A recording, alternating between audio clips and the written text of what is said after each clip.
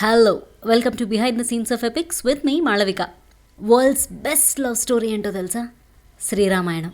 భార్యాభర్తలు ఎంత గొప్ప ప్రేమికులు అవ్వగలరో మనకి చెప్తుంది. కాబట్టి అన్ని ఫెసిలిటీస్ ఉన్నప్పుడు ప్రేమ చాలా బాగుంటుంది.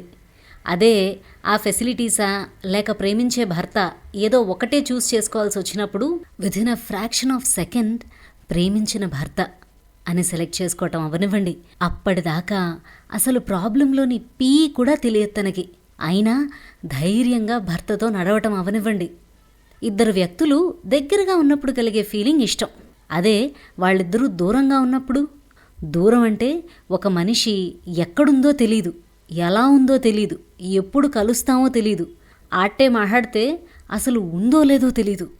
ఇన్ని సమస్యల మధ్య కూడా ఆ మనిషే ప్రాణంగా బతకటం, ఒక పువ్వు చూస్తే తన నవ్వు గుర్తురావడం, ఒక తోట చూస్తే తనతో గడిపిన సమయం గుర్తురావడం ఎంత మంచి ఫీలింగ్ అండి.